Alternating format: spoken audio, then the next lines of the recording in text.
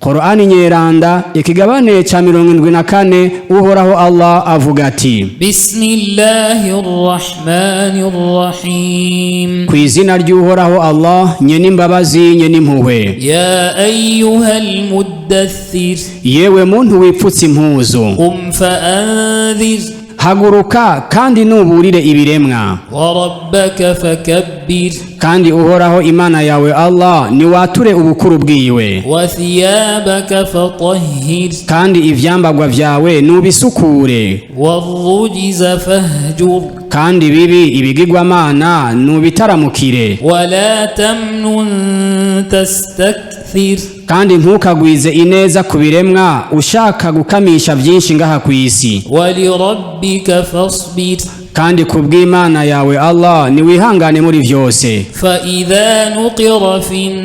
naqur nuko rero igihe hazovuzwa inzamba nyamugigima y'umuhero fadhalika yawma idhin yawmun asir uwo munsi nyezina rero uzoba ari umunsi uhambaye cyane ala alkafirina ghayru yasir kubahakanye abakafiri ntabwo uzoba woroshe namba dharni wa man khalaqtu wahida nundeke jewe nuwo naremye ari imbokoboko atagira na kimwe waja'altu lahu malan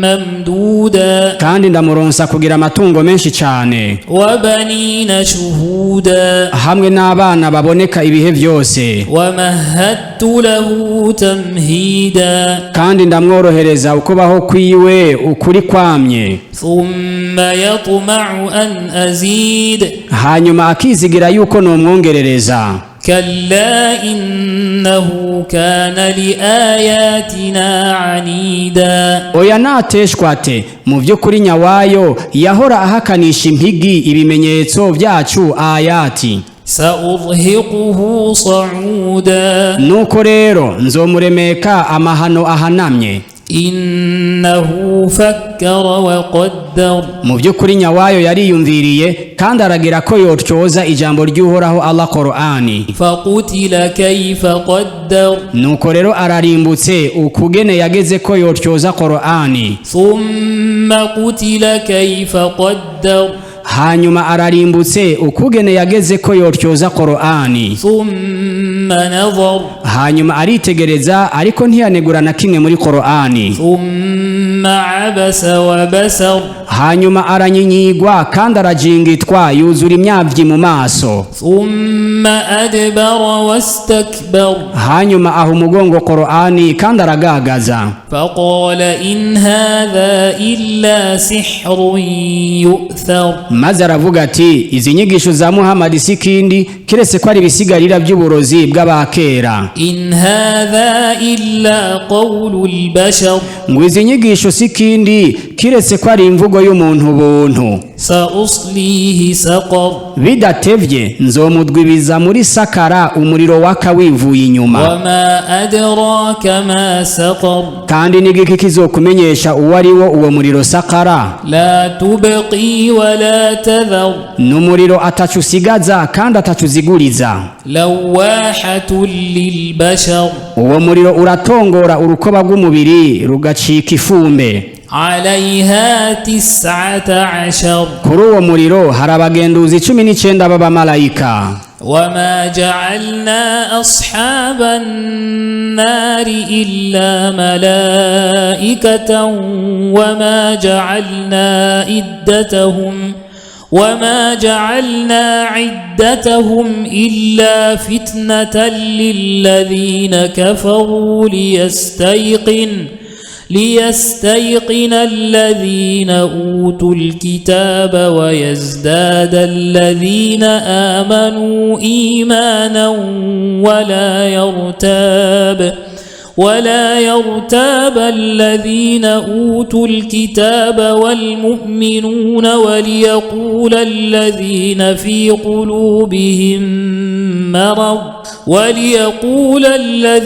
في قلوبهم مرض والكافرون ماذا أراد الله بهذا مثلا كذلك يضل الله من يشاء ويهدي من يشاء وما يعلم جنود ربك إلا هو وما هي إلا ذكرى للبشر. kandi ntabwo twashizeho abagenduzi b'uwo muriro kiretse abamarayika, kandi nta kindi twagiriye igitigiri cyabo kuba 19 atari uko kiba ikigeragezo kuri babandi bahakanye, kandi kugira ngo babandi bahawe igitabo abayahudi n'abakirisu banyugwe n'umwizero, kandi babandi bizeye aribo bayisilamu nabo bongerekane mu kwizera kwabo, kandi kugira ngo abahawe igitabo hambere yanyu canke abayisilamu nyene ntibagira amakenga, no kugira ngo babandi bafise ingwara y'uburyarya mu mitima yabo hamwe n'abahakanyi bavuge bati uhoraho Allah ashaka iki kuri iki kigereranyo. Mwene uko rero uhoraho Allah arekera gutakara uwashatse mu gihe wenyene ubwiwe ariwe yihitiyemo gutakara, kandi ayobora uwashatse mu gihe wenyene ubwiwe ariwe yihitiyemo kuyoboka, kandi ntawuzi ingabo z'uhoraho Allah Imana yawe kiretse wenyene ubwiwe, kandi kuvuga ivy'uwo muriro sikindi kiretse ko ari inyigisho inkebuzo kubaremwe. Kalla wal qamar, oya suko ndarahiye ku kwezi, wallayli idh adbar, no kwijoro iyo rikamanganye rikeye, was-subhi idha asfar, no ku gitondo iyo butamanzuye. innaha la ihdal kubar, ko mu vy'ukuri nyawayo uwo muriro sakara ari kimwe mu bikomeye vyitezwe. nadhiran lil bashar, nimburi kuri bene Adamu. liman sha'a minkum an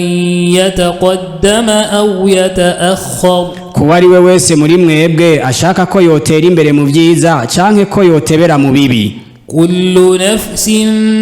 bima kasabat rahina, umushaha uwo ari wo wose mu muriro uzoba ingwati y'ivyo wegeranije wakoze. illa ashabal yamin, kiretse abantu bo mu ruhande rw'iburyo abayisilamu. fi jannatin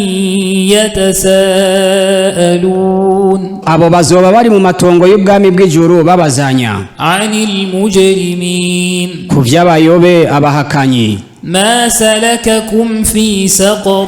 bati ni igiki cabatwaye cabinjije mu muriro udahera sakara. qalu lam naku minal musallin, nabo bavuge bati ntabwo twari mu basari bubamira uhoraho Allah, walam naku nut'imul miskin, kandi ntabwo twahora dufungurira abakene, wa kunna nakhudu ma'al khaidin, kandi twahora turegeteranya ivyo tutazi kumwe n'indegeteranyi, wa kunna nukadhibu biyawmiddin, kandi twahora tugarariza umunsi w'ihembwa ngo ntuzobaho, hatta atana al-yaqin, kugeza aho serupfu yatuziye tutarakebanuka. fama tanfa'uhum shafa'atu ash-shafi'in, kuri ubwo rero ubusabigwe bw'abasabirana ntaco buzobamarira kuri uwo munsi. fama lahum 'ani at-tadhkirati mu'ridin, none rero bafise iki bivanye n'iyi nyigisho ko birengagiza? ka'annahum humurun mustanfira, barahunga inyigisho nk'aho umengo ni indogoba z'ibinungu zivudutse akaravyo, farrat min qaswara, nk'imparage zihunze intambwe. bal yuridu kullu imri'in minhum an yu'ta suhufan munashshara, ahubwo umuntu wese muri bo ashaka yuko yohabwa igitabo c'impapuro zizinguruwe. kalla bal la yakhafuna al-akhirah, oya nibateshwe bate, ahubwo nyabayo ntabwo batinya ubuzima bw'inyuma y'izuka akhera. kalla innahu tadhkira, oya nibateshwe bate, mu vy'ukuri Qur'ani nyawayo ni inyigisho icibutso. faman sha'a dhakara, kuri ubwo rero uwushaka azokwigishika yibuke. wama yadhkuruna illa an yasha'a Allah huwa ahlu at-taqwa wa ahlu al-maghfirah. ariko ntabwo bazokwibuka bigishike kiretse uhoraho Allah avyishakiye. Nyawayo niwe mwene ugutinywa kandi niwe mwene ikigongwe.